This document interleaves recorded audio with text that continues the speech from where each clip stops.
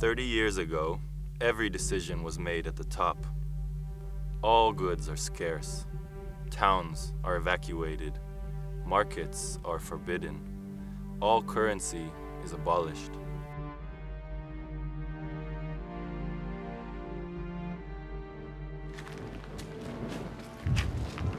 Cô ở chốn ham tế, lôi từng on này. Mình slide tế, xong bay tay bằng tay. Tế,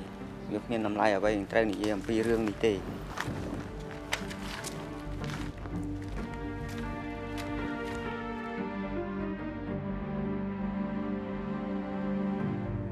Not only money, but also possessions, except the clothes on our back, and perhaps a spoon to eat with. We barter to survive, living in incredible fear.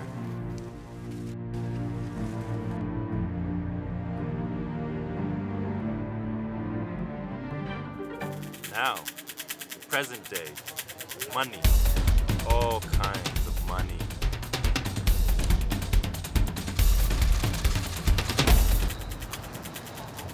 It can make for dramatic social inequalities. It distorts our behavior, even our dreams.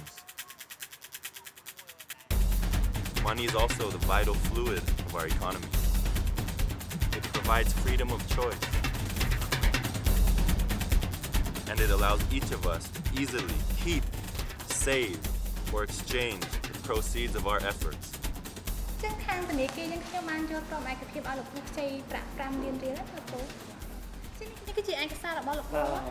Each individual is free to engage in whichever occupation suits him best. Money is also a store of value.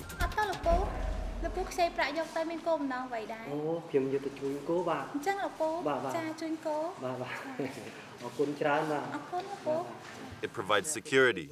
enables investment, and fosters the creation of wealth. Money is the blood that pulses through our country's body. And, like blood, our money must be clean and pumped by a healthy heart. In this case, the National Bank of Cambodia, the Red Bank.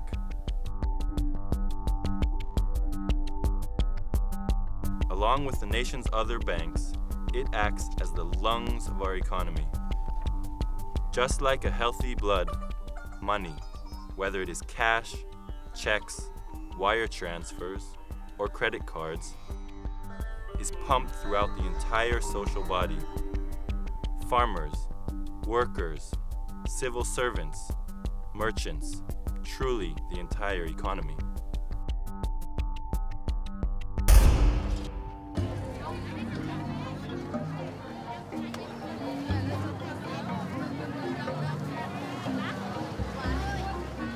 Money is such an integral part of everyday life that we take it for granted, seldom considering its origins. Money first appeared quite late in Cambodia. Angkor was principally a barter economy. Despite its monumental achievements and vitality, Angkor never minted its own coins. The royal treasury consisted of perishable stock, a situation that hindered both investment and the defense of the kingdom from its neighbors, who were able to pay their soldiers with money.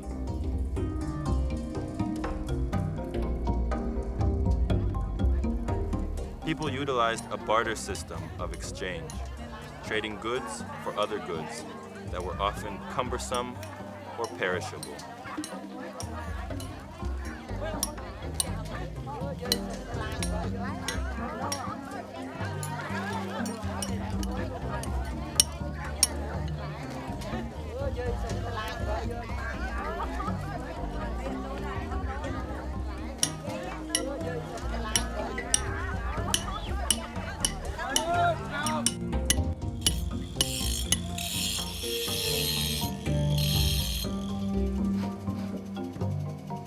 But barter? Today? That would be odd and entirely impractical.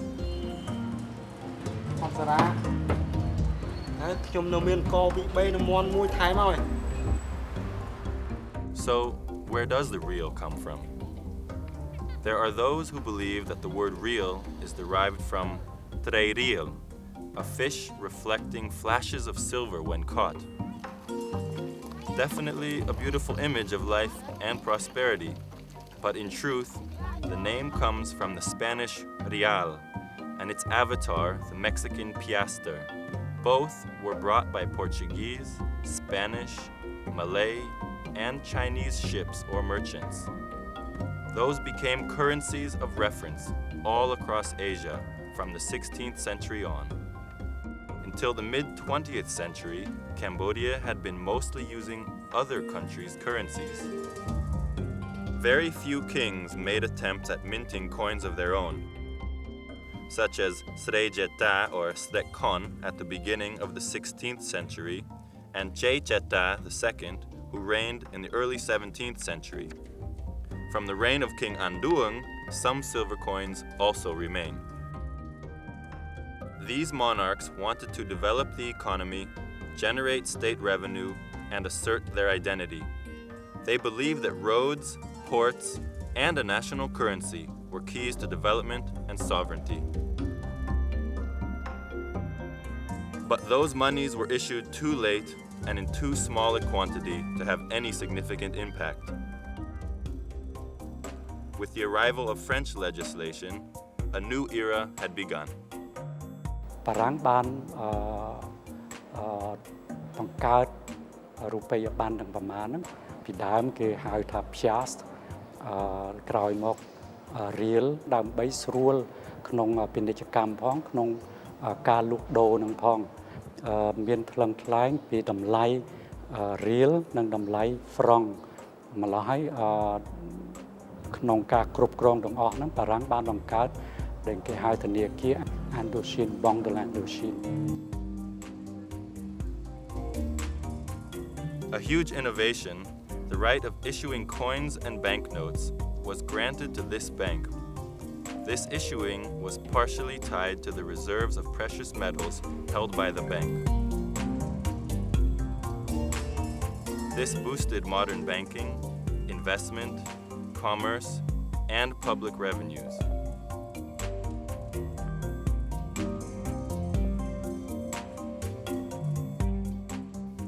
But Cambodia was not in charge of its own money.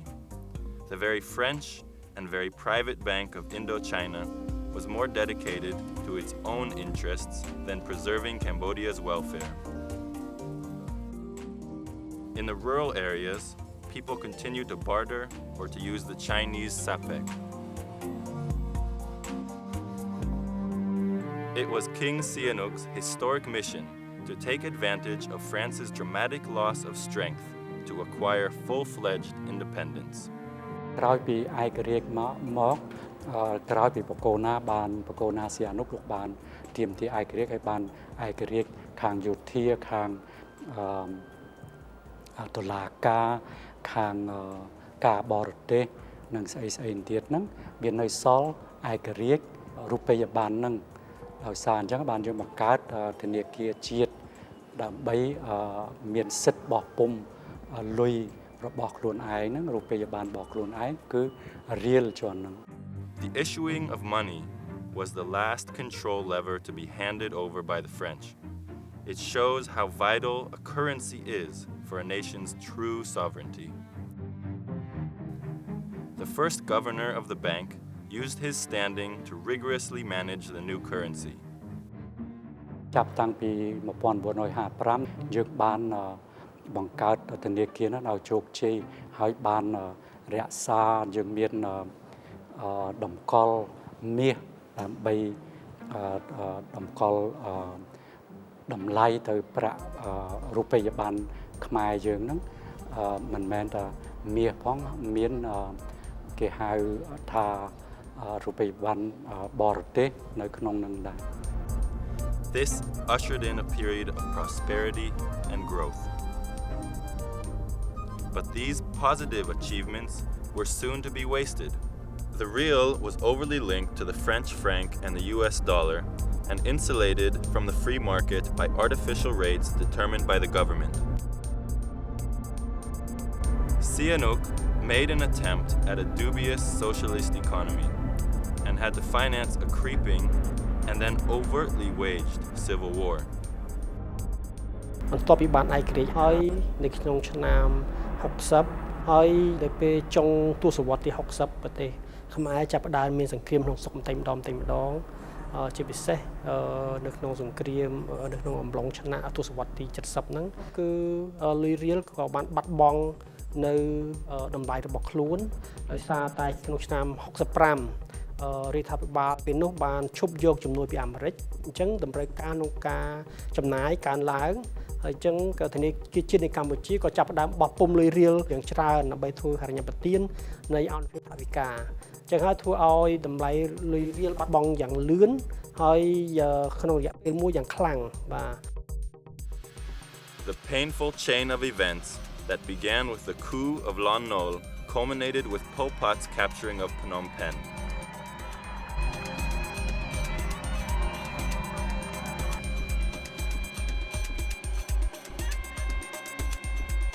This hastened the decline of the national currency's destruction. The final blow was the abolition of money by the Khmer Rouge government. Such a step contributed to limit personal liberties and played the ultimate role in the devastation of the national economy. Freed from the Khmer Rouge, but still isolated internationally, the People's Republic of Kampuchea had to rebuild its economy. The critical element was to create confidence in the newly reborn national currency. The first difficulty was the re-establishment of the central bank. នាឆ្នាំ1979អ្នកដែលរស់រានមានជីវិតសល់ពីរបបខ្មែរក្រហមដែលមានជំនាញខាងធនាគារមានចំនួនតិចតួចបំផុតទាំងបរិសុទ្ធនិងស្ត្រីបានមកចូលធ្វើការជាមួយគ្នានិងអ្នកដែលពុំមានជំនាញដើម្បីធ្វើឲ្យប្រព័ន្ធធនាគាររស់ឡើងវិញរូបខ្ញុំក៏ជាសមាជិកមួយរូបនៅក្នុងក្រុមដែលធ្លាប់ធ្វើការធនាគារនោះដែរស្ថិតនៅក្នុងសេដ្ឋកិច្ចផែនការនៃរបបសង្គមនិយមធនាគារកណ្ដាលត្រូវបានបង្កើតឡើងវិញដែលនៅពេលនោះមានឈ្មោះថាធនាគារជាតិនៃប្រជាជនកម្ពុជាដោយដើរតួនាទីជាអ្នកបោះពុម្ពផ្សាយរូបិយវត្ថុជារដ្ឋាភិបាលរបស់ប្រទេសធ្វើប្រតិបត្តិការរូបិយប័ណ្ណនិងផ្ដល់ឥណទានប្រាក់រៀលថ្មីត្រូវបានបោះពុម្ពនៅឆ្នាំ1979និងដាក់ឲ្យធ្វើចរាចរណ៍ឡើងវិញនៅថ្ងៃទី20ខែមីនាឆ្នាំ1980ប្រាក់រៀលថ្មីនេះត្រូវបានបោះពុម្ពនៅបរទេសនិងដឹកជញ្ជូនមកក្រុងព្រះសីហនុនិងមកភ្នំពេញក្រោមកិច្ចការពារសន្តិសុខដ៏ខ្ពស់ការដាក់ប្រាក់រៀលឲ្យចរាចរណ៍ឡើងវិញជាដំណើរការមួយដ៏លំបាកការបញ្ចុះបញ្ចូលឲ្យប្រជាជនខ្មែរឲ្យផ្លាស់ប្ដូរទម្លាប់ក្នុងការប្រើប្រាស់មធ្យោបាយទូទាត់ដោយការដោះដូរទំនិញនិងទំនិញឬការដោះដូរជាមាសឬរូបិយប័ណ្ណបរទេសអស់រយៈពេល5ឆ្នាំមកហើយឲ្យត្រឡប់មកប្រើនិងមានទំនុកចិត្តលើប្រាក់រៀលថ្មីវិញគឺជាការលំបាកជាទីបំផុតអាជ្ញាធរបានដោះស្រាយបញ្ហាប្រឈមនេះដោយបើកយុទ្ធនាការលើកកម្ពស់ការយល់ដឹងដ៏ធំមួយដែលមានការជជែកបែកញែកការប្រជុំជាសាធារណៈនិងការផ្សព្វផ្សាយព័ត៌មានជាដើម The value of the riel was set at approximately 1 kilogram of rice, with 4 riel adding up to $1. It was simple, easy to grasp, and relatively intuitive. The introduction of the new currency was generally a success. However, the central bank and the riel were born in a context of extreme economic constraint, diplomatic isolation, and of political uncertainty. The country exported practically nothing and experienced shortages of everything. Moreover, aid from socialist countries diminished and nearly stopped in 1989. The central bank had limited credibility and even less gold or foreign reserves to guarantee the value of its currency. The riel being totally inconvertible, who would want to hold it? Something had to be done. នៅក្នុងរយៈពេលឆ្នាំ90នេះគឺ ប្រទេសកម្ពុជារៀបចំមានការរួបរวมជាតិផ្សះផ្សាជាតិនេះការផ្លាស់ប្ដូរសេដ្ឋកិច្ចពីដំណាក់កាលមួយដែលយើងត្រូវតែធ្វើឲ្យបានទាន់សភាពការដែរគឺផ្លាស់ប្ដូរសេដ្ឋកិច្ចពីផែនការទៅទីផ្សារក្រោយពីមានវត្តមានអ៊ុនតាក់មកប្រទេសកម្ពុជាគឺពេលហ្នឹងយើងទីផ្សារយើងក៏បើកទូលាយ The United Nations interventions brought peace to the country. But the massive spending of UNTAC, followed by huge aid packages from Western donors, were like a dollar tsunami. Along with the tremendous political changes, it created growth and some economic confusion. យើងលក់នៅទ្រព្យសម្បត្តិមួយចំនួនដូចជារោងចក្រសហគ្រាសដែលពីមុនជាប្រភពដ៏សំខាន់នៃថវិកាជាតិហើយធ្វើឲ្យចំណូលថវិការដ្ឋមានការធ្លាក់ចុះហើយចំណាយកើនឡើងពេលនោះតម្រូវការទៅតែបោះពុម្ពกระดาษប្រាក់ដើម្បីយកមកធ្វើការផ្ដល់រញ្ញបទាននៃថវិកាជាតិអញ្ចឹងនៅពេលដែលលុយកระดาษប្រាក់រៀលដែលបោះពុម្ពនេះការកើនឡើងធ្វើឲ្យតម្លៃប្រាក់រៀលគឺធ្លាក់ចុះយ៉ាងលឿនបង្កើតបានជាអតិផរណាហើយក៏ធ្វើការមានការបាត់បង់នៅទំនុកចិត្តរបស់សាធារណជនទៅលើប្រាក់រៀលអញ្ចឹងគឺប្រជាជនភាគច្រើនលែងទុកចិត្តប្រាក់រៀលលែងទុកប្រាក់រៀលហើយក៏ទទួលយកប្រាក់ដុល្លារវិញហើយបាតុភូតនេះយើងហៅថាដុល្លាររូបនីយកម្ម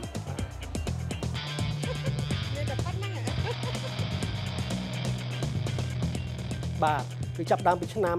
91រហូតដល់93ហ្នឹងនៅពេលដែលលំហូរប្រាក់ដុល្លារ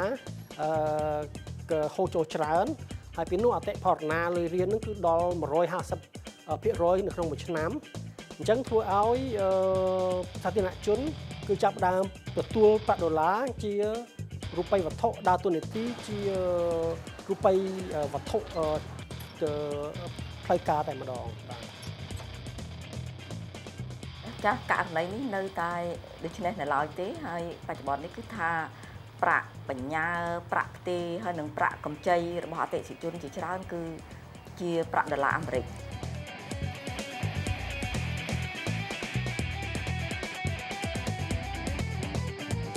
It's even more complicated than that. Some people deal with Vietnamese, so they use dong. Some people they